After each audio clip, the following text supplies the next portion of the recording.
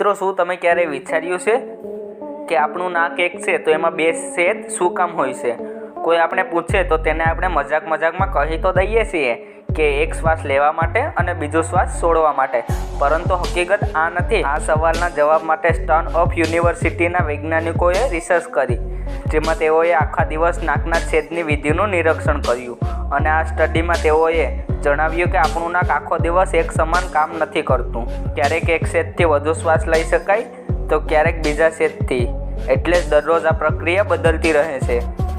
એટલે બંને છિદ્રમાંથી એક છિદ્ર એક સમયે વધુ સારું હોય તો બીજું છિદ્ર થોડું કમ શ્વાસ લે છે. શ્વાસ ખેંચવાની આ બે પ્રક્રિયા આપણા જીવન માટે ખૂબ મહત્વપૂર્ણ હોય છે, કારણ કે કોઈ કારણ આપણું કોઈ એક નાસિક છિદ્ર બંધ થઈ જાય તો આપણે બીજા છિદ્રથી આરામથી શ્વાસ લઈ શકીએ. આપણા નાક દ્વારા જ આપણે કોઈ પણ વસ્તુની સુગંધ ખબર પડે છે. તો મિત્રો, હવે તમને ખબર પડી જ ગઈ હશે કે આપણા નાકમાં બે છિદ્ર શું કામ હોય છે. તો મિત્રો, વિડીયોમાં કંઈક નવું જાણવા મળ્યું હોય તો મારા વિડીયોને લાઇક કરજો અને આવા જ રોચક વિડીયો જોવા માટે મારી ચેનલને સબસ્ક્રાઈબ અવશ્ય કરજો. ધન્યવાદ.